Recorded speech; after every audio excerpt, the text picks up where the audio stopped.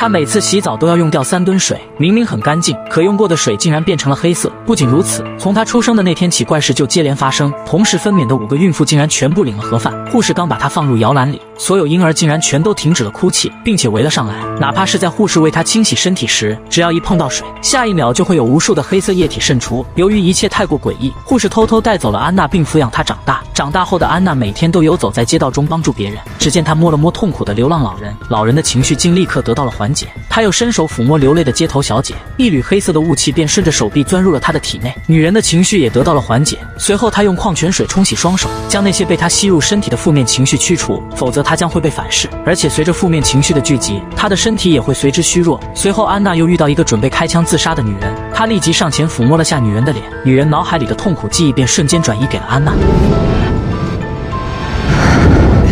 You might be tired for a while, but you can start over now. Wait. 女人想要感谢安娜，却遭到了安娜的拒绝。她只好递给安娜一张名片，有任何困难都可以随时联系她。由于吸收了过多的负面情绪，此时的安娜跌跌撞撞的想要回家，可这时一个流氓拦住了她的去路。当男人碰到安娜的手时，她接收到了男人暴打别人的画面，这使她更加虚弱。同时几个鬼火少年注意到了她，安娜拖着虚弱的身体回到家中，脑海中还在不断重复着那些痛苦的记忆。她再也无法忍受，口中吐出一团黑乎乎的粘稠物。之后她挣扎着爬进浴缸，随着黑色液体的排出，安娜也失去了意识，倒在了浴缸里。这时那几个鬼火青年跟了过来，他们在屋内搜寻安娜的踪迹。有一名男孩发现了晕厥的安娜，便悄悄将浴帘拉上，想要瞒过同伴。Hey, come on, I'll go toe to toe with you. I'll beat you this time.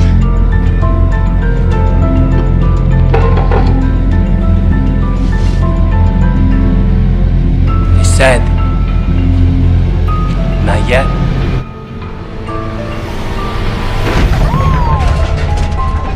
安娜一觉醒来便发现家里的一片狼藉，她不敢独自待在家里，委屈地收拾好物品。晚上安娜不敢回家，便想找个猫舍借宿一宿，可此时猫舍早已关门，无处可去的安娜只好掏出那张名片，拨通了贝斯的电话。贝斯告诉了她自己家的地址，可她刚坐上地铁，鬼火少年的小头目就跟了上来，他一步步地向安娜靠近。好在此时地铁到站，安娜急忙逃离。刚来到贝斯的家里，贝斯就告诉安娜，他的朋友需要安娜的帮助，希望安娜可以帮他们。善良的安娜自然没办法拒绝。就在这时，她忽然感受到了一阵从未有过的异样。与此同时，贝斯的养子梅森也有了同样的感觉，他步步的把妹，疑惑的四处张望，试图找寻原因，直至与安娜四目相对。他快步走向安娜。Hi。就在此时，门铃突然响了，贝斯丢下2人跑去开门。可一向性格孤僻的梅森在这一刻仿佛变了一个人，他紧张的连话都说不出来，端起水杯狠狠灌了一大口，但这并没有让他放松下来。他觉得自己莫名其妙，可下一秒，他竟然从盘子里抓起一块寿司，直接塞进了安娜的口中。他急切的想要道歉，却又忍不住抓住安娜的小手。刹那间，安娜竟然感受不到了环境中的负面情绪。就在2人尴尬的不知所措时，贝斯带着朋友走来，随后他们来到2楼的房间。We had a question. Will I forget her? No. What'll happen? You just won't feel the pain anymore. 他只是摸了一下女人的脸，却惊恐地发现女人痛苦的记忆瞬间涌入了自己的脑海。他把女人的负面情绪吸收到了自己体内，却也因此变得虚弱无比。而所有的一切都被窗外的梅森看在眼里。安娜匆忙下楼离开，她必须尽快把这些负面情绪驱除。当梅森追出来时，他已经消失在人群中。梅森只好从养母那里打听安娜的消息，次日便以归还衣服为借口找到了安娜。梅森热情地邀请安娜一起共进晚餐，但安娜总觉得这个男人有些奇怪。一旁的大妈也有同感。Now, whoever he is, you can touch, right?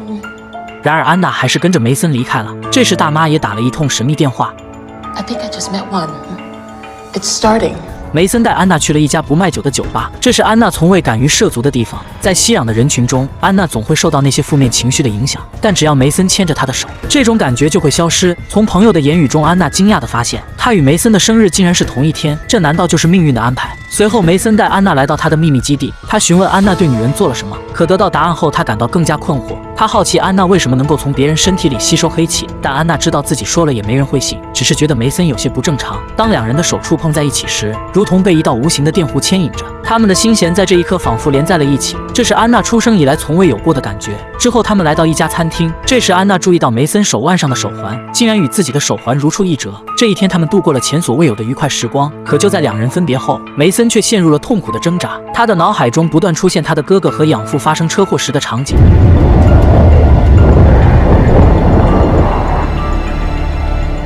他再也无法忍受，艰难地从车里爬了出来。次日一早，安娜就接到了贝斯的电话，她立即赶到了医院。此刻梅森的呼吸变得越发艰难，各项生命指标都急剧下降，医生们也都束手无策。就在安娜推门进来的瞬间，梅森的状况突然好转，黑气从他的脸上逐渐消散。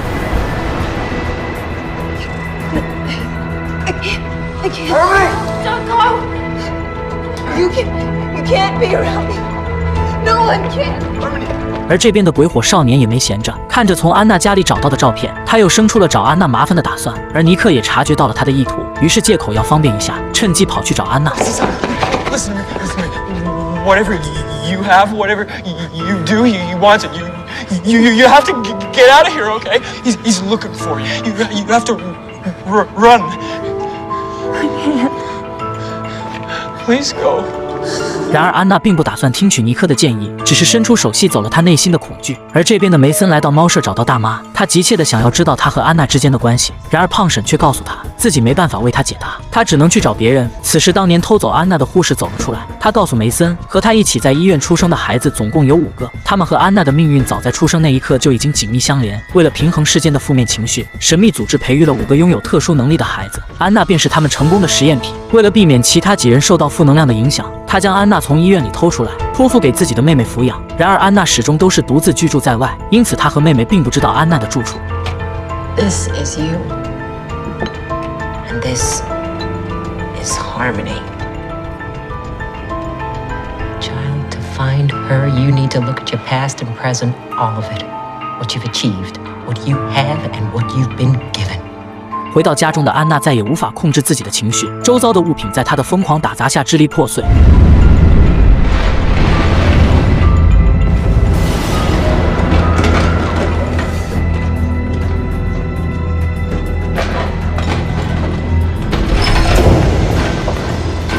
当他捡起曾经用心制作的星空纸片时，仿佛看到星光穿越小孔，映入他的眼帘。这短暂的视觉冲击使他的情绪稍显平静。然而下一秒，他就发现鬼火少年们已经闯入了他家，正虎视眈眈地盯着他。他们将安娜强行绑在椅子上，而男人面带严肃地介绍起自己的同伴。可就在这时，另外2人突然感到一阵不安。吉米猜测这一定是安娜搞的鬼，他猛地抓住安娜的大腿，却惊恐地发现自己的记忆正在被女人读取。吉米作恶的记忆瞬间涌入安娜的脑海，令他感到无比痛楚。负能量填满了他的身躯，指尖开始渗出粘稠的黑色物质。然而吉米似乎从这过程中获得了力量。随着黑色物质的不断涌现，房间内的气氛也变得越来越压抑，2名小弟的行为变得越来越古怪。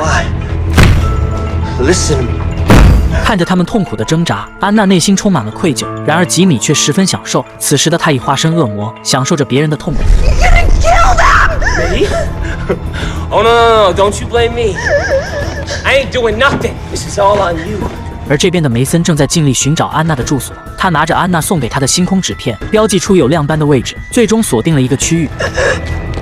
So, clearly, you're not normal. You stop a bullet?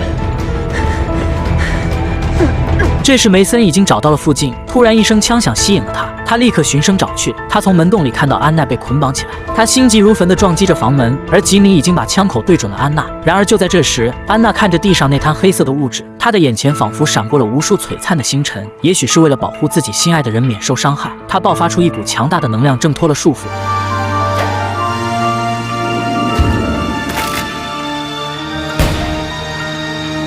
这时安娜的身体开始迅速吸收这些黑色的物质，看着虚弱的爱人梅森心如刀绞，他伸出手试图帮助安娜抵御这些黑色的能量，可他根本无法与之抗衡，最终2人一同晕倒在地。可这时黑色物质迅速进入了吉米的体内，受伤的尼克赶来时看到不省人事的几人，他赶忙上前查看安娜的状况。可这时突然传来了手机震动的声音，他从梅森身上翻出手机。梅森 Help.